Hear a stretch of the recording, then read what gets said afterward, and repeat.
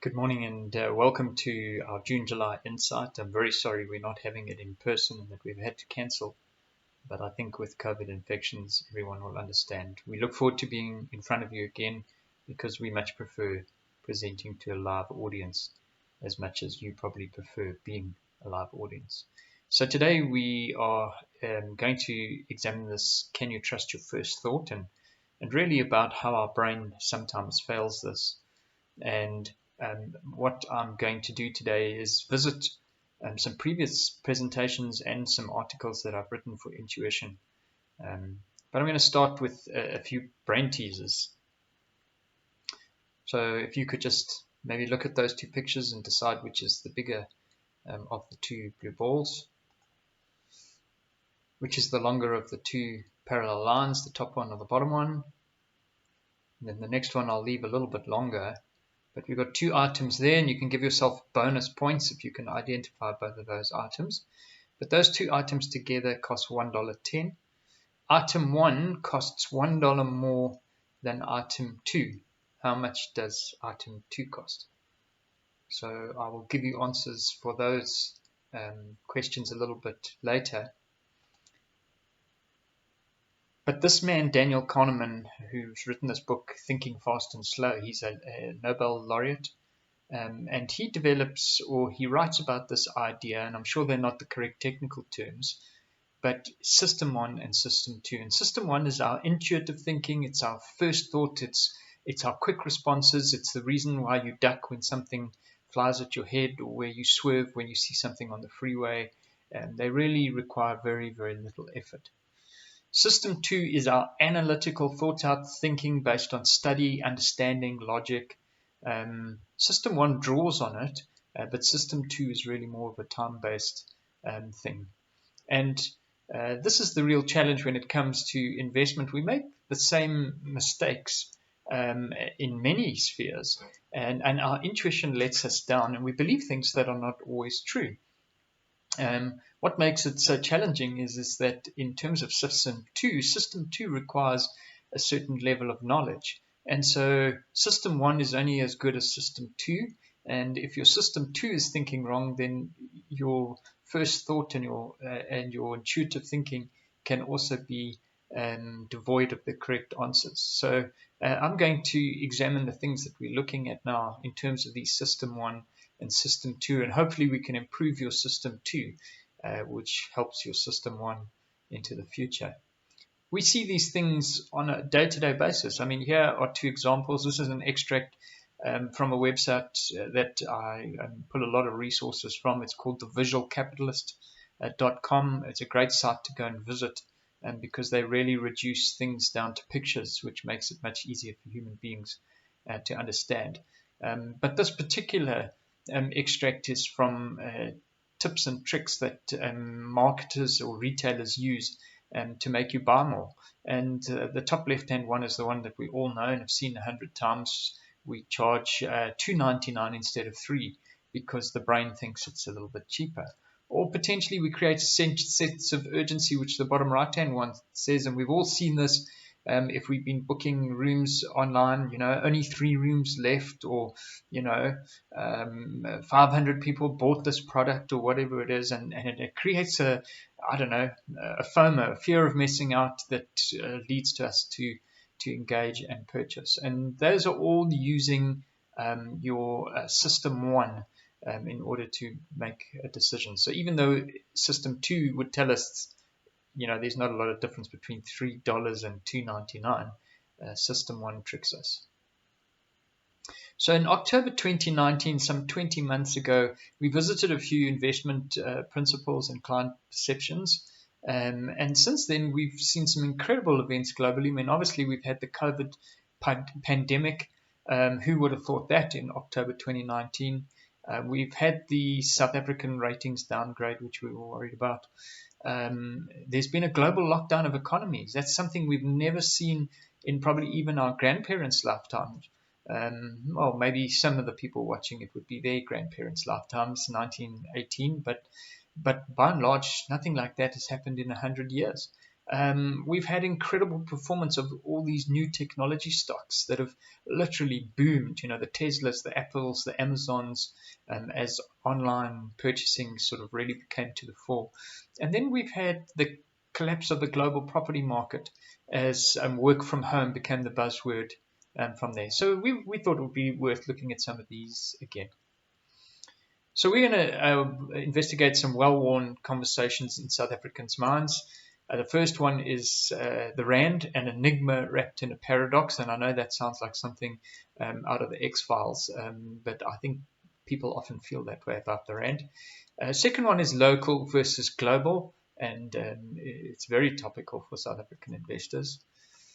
The third one is the one that probably I think people fall into the most and are most susceptible, which is what I call the ranking table trap. And we've had a fantastic example just in the last sort of 8 weeks in our offices that we're going to use to visit. And then finally, thinking absolute in a relative world, and when bad can be good if it's not terrible. So we're talking about relative bad. And so we're going to visit a previous example that we used in that October 29 presentation, show you how things got worse, but came out better. And hopefully that will sort of illustrate the point of what we're trying to make. So let's start and look at the Rand, an enigma wrapped in a paradox. So the system one thinking largely is the Rand reflects our rubbish government, ANC policies, and it's just a one-way bet. Take out money anytime you can and at any cost. So let's look at that a little bit closer. So here's the Rand plotted from 2000 through to this last week, and we can see pretty much the trajectory we've been comfortable with.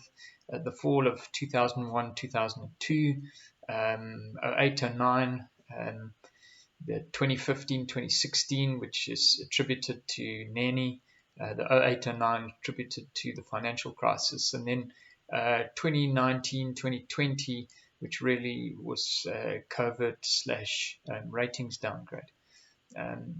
But let's have a look at this from maybe a few different angles. So first of all, this is the chart that we often show in papers, tend to cover them, commentaries tend to cover them, and really it's normally a commentary about movement in the Rand linked to political events.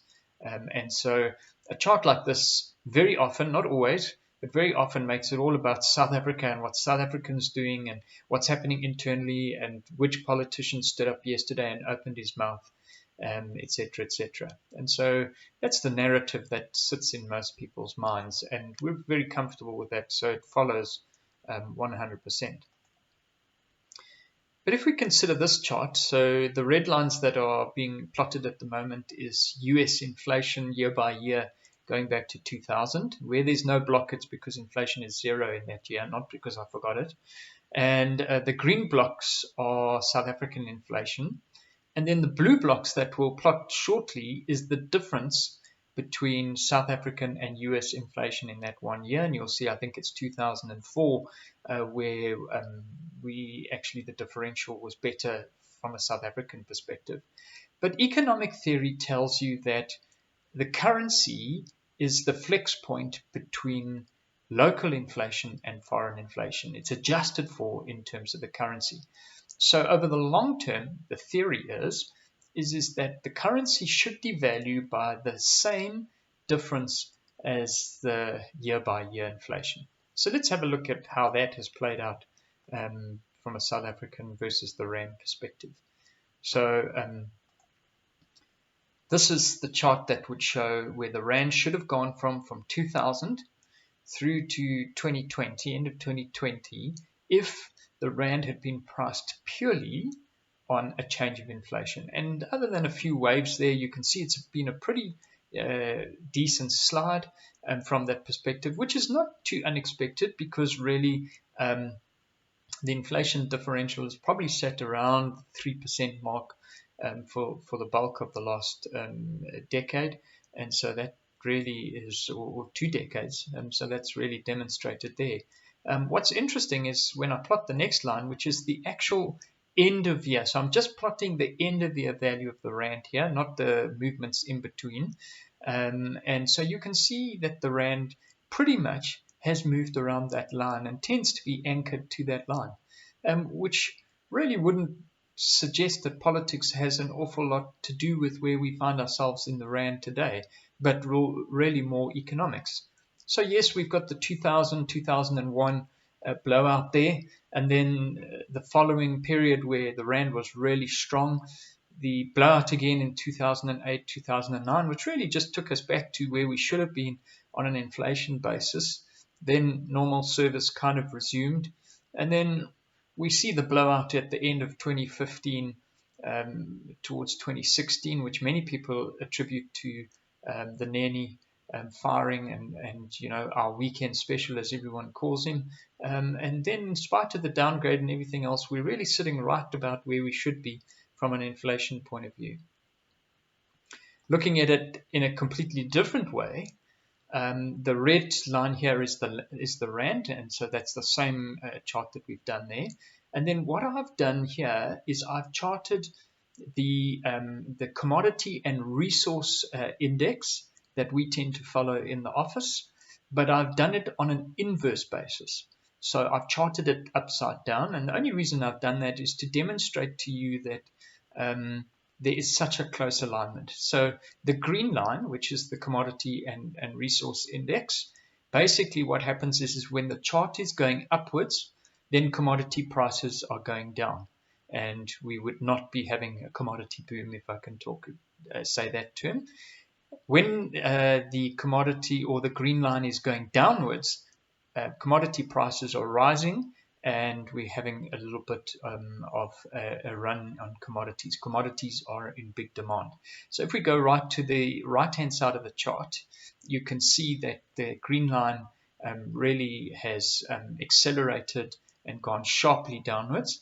And that's in line with, I'm sure many of you read this commodity super cycle, and you can see the rand has pretty much followed suit. And so there's definitely some sort of link between the rand and commodities, which is really got nothing to do with which politicians stood up and talked on any particular day.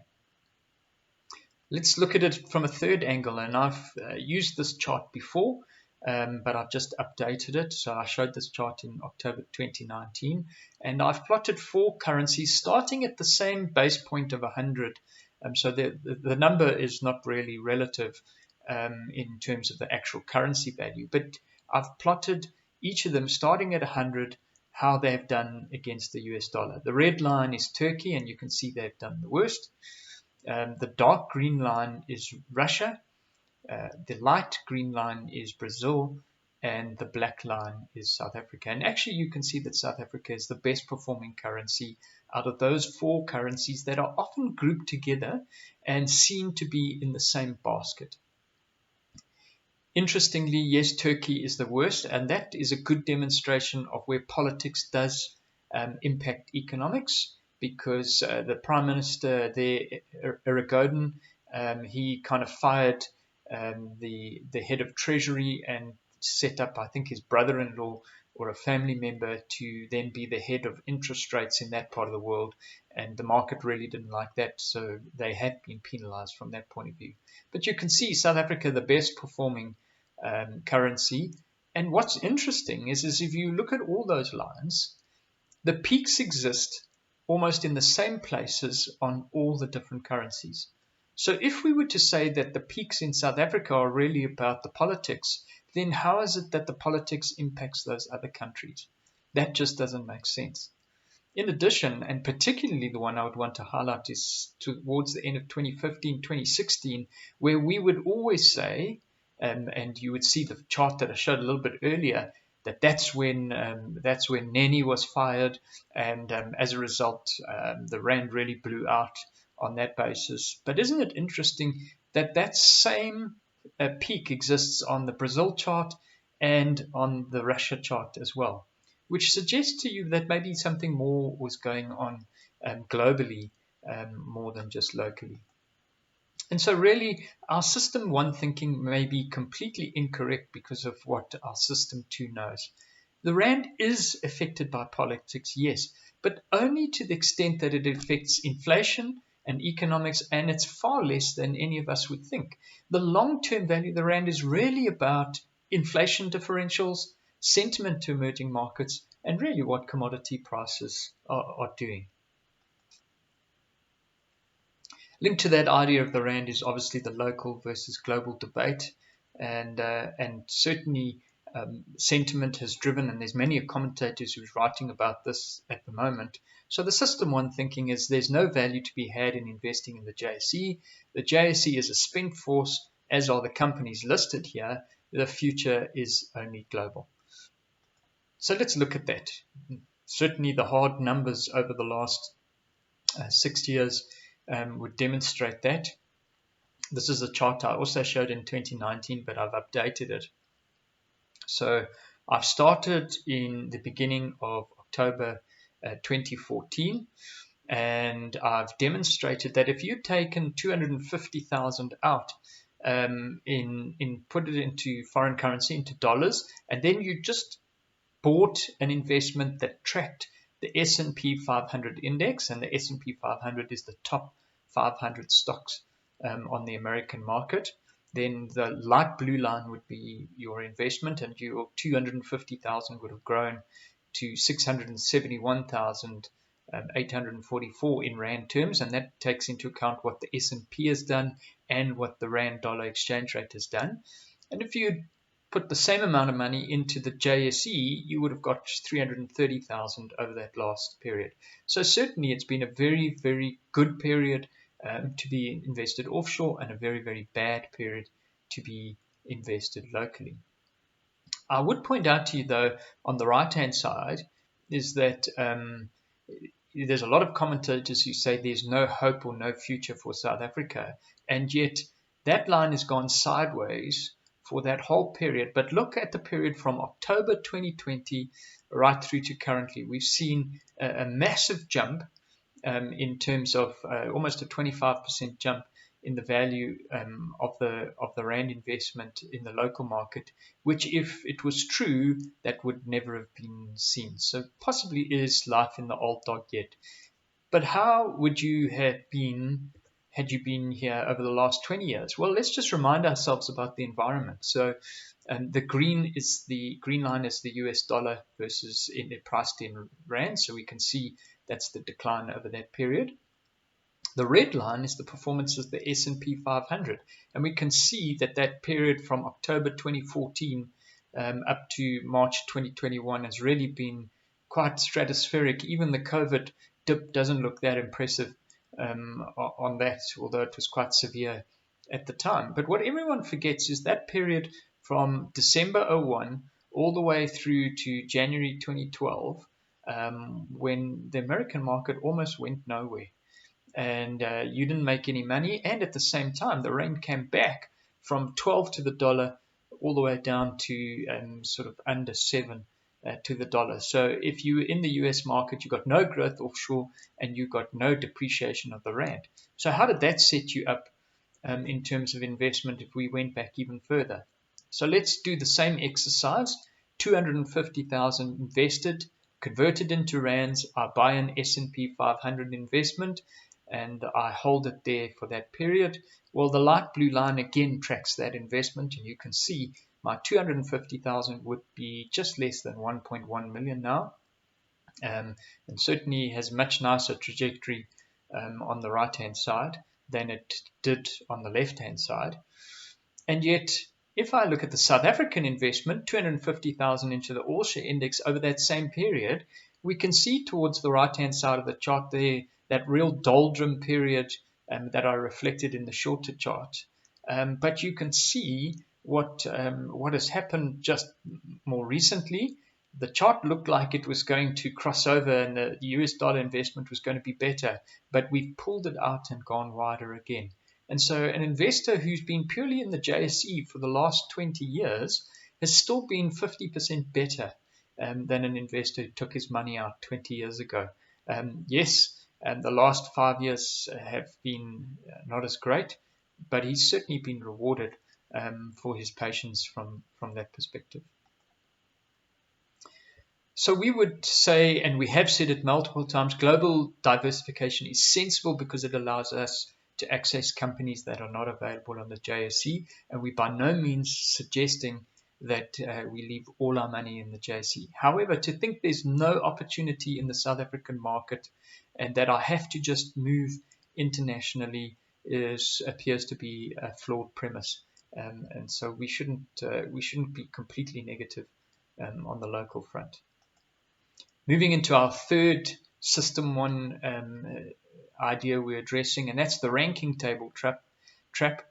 And we've had many people say this to us, and we know that many advisors are going out there and using the ranking table trap to unsettle clients about where their investments are. So the system one thinking is, I've calculated what my portfolio would have been worth if I had invested in a high equity multi-asset fund, and I would question whether that calculation is accurate. Historically, these were termed balanced funds, and my portfolio has performed abysmally by comparison. But just looking at it, when I look at the ranking table and I look at my portfolio, there just seems to be a disconnect there. So let's use this actual example of this client who came in. So we had a client's financial advisor lay a formal complaint with us. The client had a local discretionary portfolio, very heavily weighted in listed property, as many of our clients are. He invested lump sums of $476,000 in 2010 and $520,000 in 2016. And he's made consistent income draws throughout. Initially, they were quite moderate. More recently, we think they've been excessive. And the advisor said that we had failed the client and that he would have been better off in a multi-asset investment fund. So let's have a look at what his portfolio looked like over the period that he was invested with us. All I've got here, this is a track of year-end values. So it's just straight line between each individual value.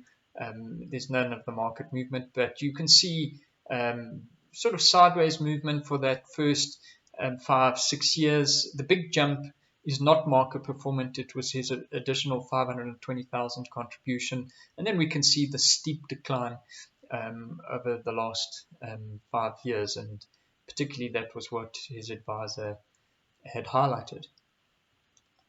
Now, if we have a look at the ranking table, what I've done here is the advisor basically said he would have done better had he been in the average multi-asset or balanced fund. And there you can see the bottom line on that ranking table is the average of the multi-asset high equity sector. There's 65 funds in there that have 10 years of history, and there are 29 funds that have 15 years of history. But we've selected, and we tend to watch how we are performed relative to the top 3. And when I say the top 3, I'm talking really about size, brand, and performance. And so we haven't picked the number 1 fund because the asset manager is relatively unknown in that space. But you can see over the 15-year period, these funds sit in number 2, number 3, and number 5 position. And when you look, somewhere between, on a 10-year performance, 9 to 10, and on a 15-year performance, 10 to 10.5% would be your expected level. And so when you look at the previous slide, I'm just going to go back there, you don't get the idea when you're looking at that there's a connection. And so there's a feeling that it really is underperformed. Here we see that the portfolio sort of went up 13.3% in that first 5 years, peaked at 969,000 at the end of 2016 when the new money was added. And I'd like you to remember that number of roughly 900,000 because it will be important a little bit later. And then it declined by 83% from there up to April of this year. So really looking at the ranking table and looking at that, there would appear to be a disconnect, and the feeling is maybe it's the portfolio. So we had a advisor of 40 years in the industry believed that he would have been better off in that space and that the problem was the asset manager.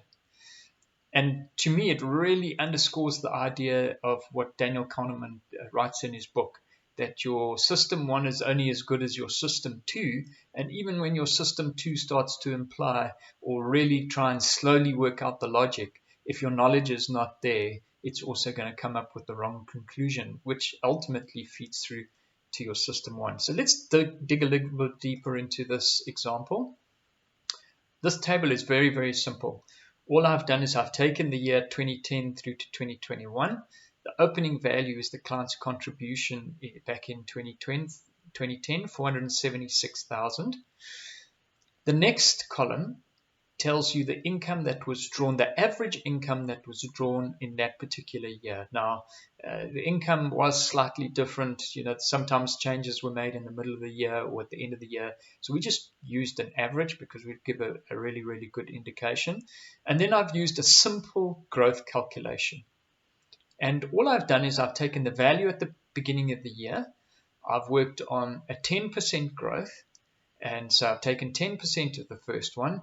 I've added that to the opening value, subtracted the year's income, and got a closing value, and then I've used that as the new opening value in the next year. So if I was to do that, it actually weighs it against me, because probably the annualized growth on this would be closer to 11 to 12% based on the way I've done it. But it's simplistic enough to illustrate the point and for the average man in the street to understand. Now, a couple of things you'll notice. Remember, I asked you to remember that 900,000 figure at the halfway point? Well, you can see here in the 2016 line, his closing value is 636,000. Yet his closing value was close to 900,000.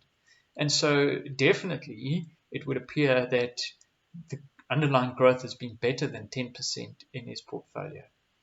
Then if I look at how the portfolio has fallen down over the period 2016 to 2021, we see had the client been invested in a multi-asset investment giving 10 or even better percent growth, then by the end of 2020, his funds would have been exhausted.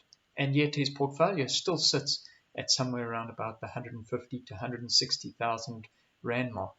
And what's really, really impacting here is the scale of the income being drawn from roughly 2014 onwards. This portfolio is quite comfortable up to 2013, but was under massive pressure as the income ramped up from that point of view. And actually, doesn't really matter what growth you get. It's not going to make a lot of difference from that period. So what we've done here is the dark blue line is what I've already shown you, the client's portfolio year in value. The light blue line is the value had he been invested 1/3 into each of those balanced fund unit trusts that we showed you, the top performing ones, and had drawn the same income at the same time. And you can see they're the top performing balanced funds in the sector, and yet they haven't produced the goods for this client. He's run out of money at the end of December, and yet we still probably have more than a year's income for this client in place. So clearly, looking at the market values of the portfolio relative to the ranking table, there's a definite disconnect, and it shows in these values. And so to compare a quoted portfolio return, which is an internal rate of return, and by definition, it takes out the contributions and withdrawals from a portfolio, and it takes into account timing of those contributions and withdrawals, and says what has the actual underlying portfolio done, and not what has the market value done. And so to compare a ranking table with any portfolio where something additional is being taken off, something like an advisor fee or a withdrawal or a lump sum withdrawal anywhere along the line, is not comparing apples with apples. Actually, you're probably more comparing apples with oranges. And then into our final point, which is bad is good when you expected worse. So System 1 thinking says bad news is catastrophic and I must act immediately to avoid a crisis, especially when news is bad in investment markets or in South Africa. So let's look at this by revisiting an example. At the end of my presentation in October 2019, I looked at Mr. Price, which had been a darling in the markets up to 2017, 2018, had peaked at almost 290 Rand a share, and then had fallen off all the way down to round about 157 Rand a share. And you can see the trade-off in the chart there. What I then looked at was this idea of price earnings ratio. Now, all that a price earnings ratio is the price you pay for a share expressed as a multiple of 1 Rand of earnings. So you can see here that on the right and bottom right hand side, as at the October 2019 when I did the presentation, the price earnings ratio was 13.78. So for every 1 Rand of earnings, I paid 13 Rand 78 on the share price. And so it makes sense that off the same earnings, when I'm paying a PE of 30, then I have a much more valuable share. When I'm paying a PE of 13.78, then I'm paying a lot less. Now, just to say that the solid line going through the middle is the average PE over the time of the data there, and the 2 dotted lines are the standard deviation. And all that says is that between those 2 dotted lines, 90% of all the points are plotted in there. So basically 90% of the PE would be between that 18 and 27 mark. So what happened from here? Well, we said at the time that if we could just see 2 things happen relative to Mr. Price, if sentiment could change and become just a little bit more positive, and Mr. Price could eke out some improved earnings, then the price earnings ratio could improve just a little, and the share could do 24% over 2 years, even though economic growth is still poor. So let's see how that played out with COVID. We all know that we had the worst market event in 100 years, and it was only 4 months away from when I was doing the presentation. Both the local and global economy would be locked down, and we wouldn't even be able to go to Mr. Price. Load shedding would resume, we would be downgraded, and the South African economy would shrink back to roughly the size it was in 2017. Yet what happened? Well, let's have a look. So the left-hand block was the block we demonstrated or we showed you in 2019. And at that point, we had the latest earnings for Mr. Price were March 2019, and that had earned 11.68 cents a share. And we can see in the right-hand block that March 20 and March 2021 were down 10.4%. And then pretty much a little bit of a recovery from that. So we didn't get the eke out some earnings out of Mr. Price over that period, as we had highlighted there. But we would point out the March 2021 earnings number. And here's why we would point it out is that because bear in mind that the March 2021 number, March 20 didn't really include any trading under COVID-19 or lockdown, because bear in mind that the March 20 results would have included trading up to the 28th of February 2020, and we really went into lockdown in March. And so it was the first half of the March 21 year, so that would have been 1st of March 2020 through to August 2021. I mean, August 2020, that's the first period, and that was really impacted. And then the second period was the September through to February of this year. So let's have a look at the breakdown of those 2 numbers to get a better idea. Well, you can see that in the first half, so while we were on lockdown, Mr. Price still managed to produce reasonable results. I mean, they were only 32% down from its best and pretty much trading in line with where it had been 5-6 years before. And so in spite of being locked down, it had actually produced something quite amazing. There was earnings there. Then in the second half, so we're on a less stringent lockdown, September through to February, the earnings in that period were better than any prior earning in history, and by some way, 734 cents in that period.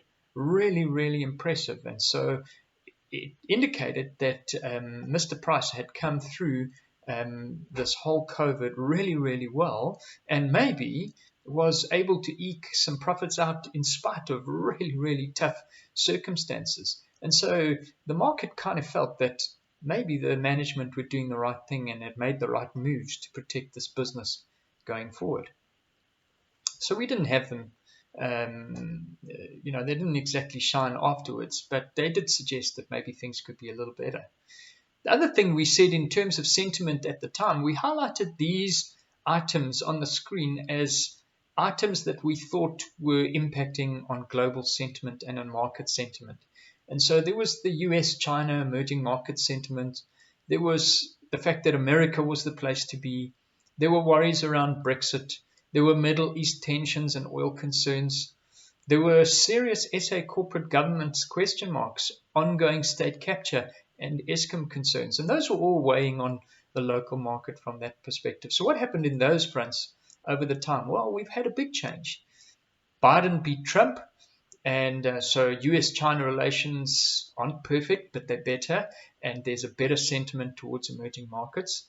The USA has come out really strongly out of COVID based on massive government stimulus. Brexit is largely sorted and signed off, and they're just ironing out the wrinkles. It's much less of a worry. Middle East tensions never go away, but oil is less of an issue because global travel's down, people work from home, so they're spending less in petrol. SA corporate governance, there's been a lot of dirty washing brought out of the cupboard, and a cleanup is underway, and a lot of that has been dealt with and is really in the rearview mirror. State capture, Ramaphosa's getting tougher. We've seen Ace out, we've seen Mkhize out, we've seen charges being laid. It's just a completely different environment. And yes, load shedding's still here, but with the recent 100 megawatt announcement, licensing announcement, optimism has started to creep in. So what's happened with Mr. Price's PE ratio? So there we've gone back to that chart in 2019. And in fact, we haven't just gone back to maybe the lower standard deviation. The market's actually said, this company might be worth trading at round about its average or just below its average. So the current PE is trading at roughly 20 off those lower earnings, but sentiment looks a lot better. So it's in that situation there, you can see what the share price has done. It's up 31% in spite of COVID. So from the COVID level prior to the drop, it's up 31%, which from that October 19 period is 16.5% per annum equivalent over return over that time. And I'm sure I projected maybe 24%. We're not 2 years yet, so there's still some room to go. But certainly, I said there was the potential for 24%, but sure, 16.5% against an inflation environment of sort of 3-4%, 12% better than inflation over that time. You will take that any day, and that's actually a stellar performance. And yet, South Africa is not out of the woods. Certainly, the economy is still under pressure, and a lot of the things haven't gone away. It's just they've changed a touch. So, our system 2 thinking is that bad news always chases buyers into hiding. That's normal. And as a result, prices don't reflect true value. If the company is still solid and the management is addressing the issues, then acting fast is a bad move. Is this rather a buying opportunity? Well, certainly it would have been if you even bought in October 2019. You would have been quite satisfied in your Mr. Price at this point. And so that's the system 2 thinking that we need to address that will improve our system 1 thinking. So coming back to my brain teasers, both balls are the same size. I know they don't look it, but they are, and that proves it. Both lines are exactly the same length. And then the brain teaser, just to let you know, item 1 is a sheep castration tool. If you're a farmer and you got that right, you don't really get any points for that, but the rest of you can get some points. The second one is a Jewish harp. And so the answer to the question, many of you might have said 10 cents, but your system 1 failed you. It's actually 5 cents because if the Jewish harp is 5 cents and the castration tool costs $1 more, then its price is $1.05, and $1.05 plus 5 cents is $1.10, and that's how you get to the answer. I hope you got that right. So in summary, your brain fools you. Our biases and operation of our brains, we can't change them. It's how it is. But knowing how they work and what they cause are the first step to overcoming the tricks that they put on us. While quick thinking is a great asset on a freeway at 120, it seldom works the same in volatile equity markets. Patience is the key to successful outcomes, and education is the key to better System 1 responses and System 2 responses from there. Unfortunately, I'd love to take questions from the floor, but we're not with you. If you do have questions, quite happy if you send them to us on email. We're happy to answer them. Please stay well, please stay safe, and we look forward to being in front of you again at some point in the future. Thanks for your time.